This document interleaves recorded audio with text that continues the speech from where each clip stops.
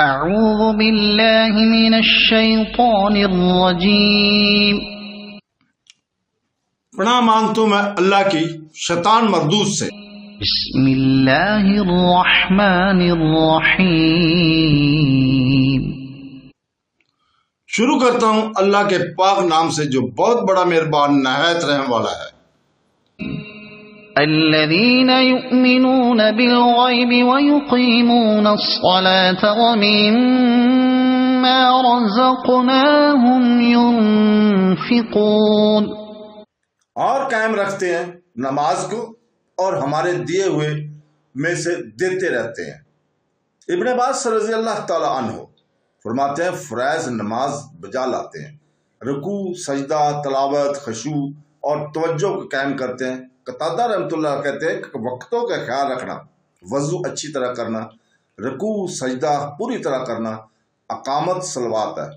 مقاتل رحمۃ اللہ علیہ کہتے ہیں کہ وقت کا خیال کرنا، کامل طہارت کرنا، رکوع سجدہ پورا کرنا، تلاوت اچھی طرح کرنا، التحیات اور درود شریف پڑھنا اقامت صلوات ہے۔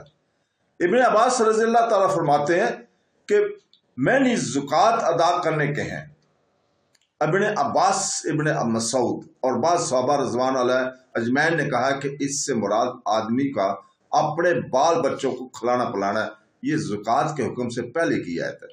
حضرت ضحاک رحمۃ اللہ علیہ فرماتے ہیں کہ زکوٰۃ کے 7 آیات جو سورہ برات میں ہے، ان کے نازل ہونے سے پہلے یہ حکم تھا کہ اپنی اپنی طاقت کے مطابق تھوڑا بہت جو میسر ہو دیتے رہیں۔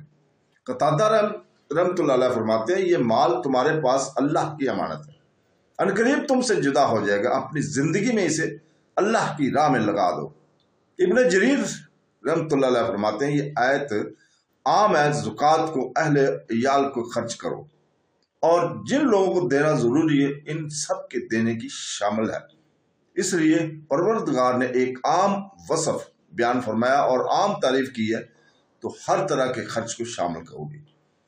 میں کہتا ہوں کہ قرآن کریم میں اکثر جگہ نماز کا اور مال خرچ کرنے کا ذکر ملا جلا آتا ہے، اس لیے نماز اللہ تعالیٰ کا حق ہے اور اس کی عبادت ہے جو اس کی توحید اور اس کی ثنا، اس کی بزرگی، اس کی طرف جھکنے، اس پر توکل کرنے سے دعا کرنے کا نام ہے، اور خرچ کرنا مخلوق کی طرف آسان کرنا ہے جس سے انہیں نفع پہنچے۔ اس کے زیادہ حقدار اہل عیال اور غلام ہیں، پھر دور والے اجنبی، پس تمام واجب خرچ، اخراجات اور فرض زکوٰۃ اس میں داخل ہیں۔ بخاری اور مسلم میں حضرت ابن عمر رضی اللہ تعالیٰ سے روایت ہے کہ رسول پاک صلی اللہ علیہ وسلم نے فرمایا اسلام کی بڑائیں 5 ہیں، اللہ تعالیٰ کی توحید اور محمد صلی اللہ علیہ وسلم کی رسالت کی گواہی دینا، نماز قائم رکھنا، زکوٰۃ دینا، رمضان کے روزے رکھنا اور بیت اللہ کا حج کرنا۔ اس بارے میں بہت سی احادیث ہیں۔ عربی لغت میں صلوات کے معنی دعا کے، عرب شہروں کے شعر اس پر شاہد ہیں۔ پھر شریعت میں اس کا استعمال نماز ہے جو رکوع، سجود اور دوسرے خاص افعال کا نام ہے جو مخصوص اوقات میں جملہ شرائط اور صفات اور اقسام کے ساتھ بجائی لاتی ہیں۔ ابن جریر رحمۃ اللہ فرماتے ہیں کہ نماز کو صلوات اس لیے کہا جاتا ہے کہ نماز اللہ تعالیٰ سے اپنے عمل کا ثواب طلب کرتا ہے اور اپنی حاجتیں اللہ تعالیٰ سے مانگتا ہے۔ بعضوں نے کہا ہے کہ جو 2 رگیں پیٹھ سے لے کر ریڑھ کی ہڈی کے دونوں طرف آتی ہیں انہیں عربی میں سلوائین کہتے ہیں، چونکہ نماز میں یہ ہلتی ہیں اس لیے نماز کو صلوات کہا گیا، لیکن یہ قول ٹھیک نہیں۔ بعضوں نے کہا کہ یہ ماخوذ ہے صلے سے جس کی معنی ہے چپک جانا اور لازم ہو جانا، جیسے قرآن مجید میں یعنی جہنم میں ہمیشہ نہ رہے گا مگر بدبخت۔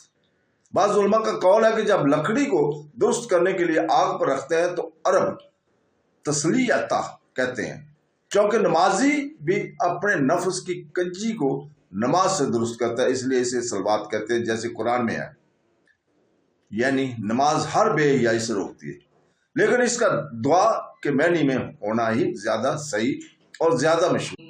صدق اللہ